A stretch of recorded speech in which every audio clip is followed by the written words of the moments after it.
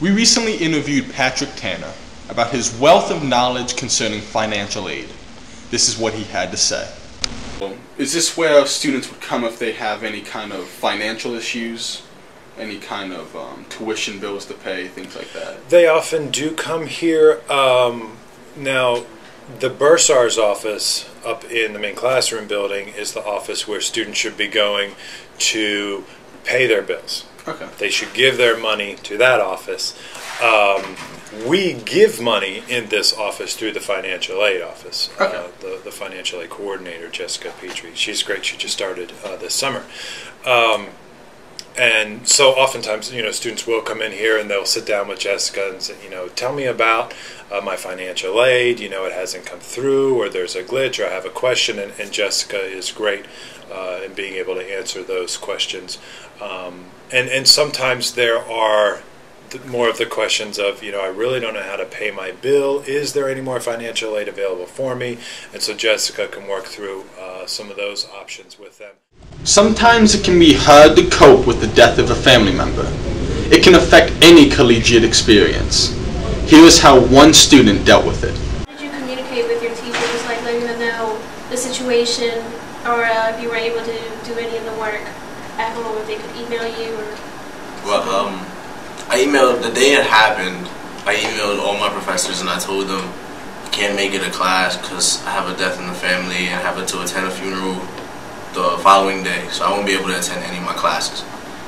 A couple of them, they were like, okay, well, I'm sorry for your loss, like how everybody usually says, I'm sorry for your loss and my condolences. They told me that.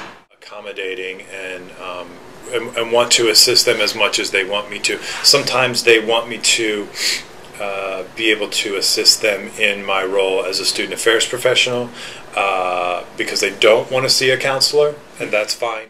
I mean, some people are like that. Some people, they want to talk to somebody about it, to let their feelings out. And some people would just want to be like, well, I could do this. I could stay strong. I could keep doing what I'm doing, be successful, keep doing that.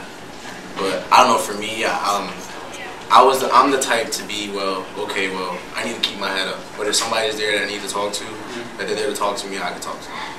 The Penn State York campus is located in a region of the country that receives all kinds of weather, ranging from blizzards to flooding.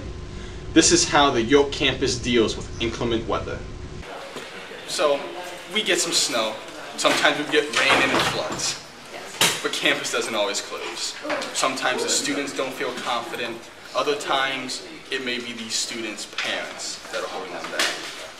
How does a student handle that situation? Do they email their professors? Do they call campus? Yeah, well, some students will email their professors for all kinds of issues, and they're always welcome and open to do that to make sure that their professor is still holding class. That's certainly something anyone's welcome to do based on that professor-student relationship.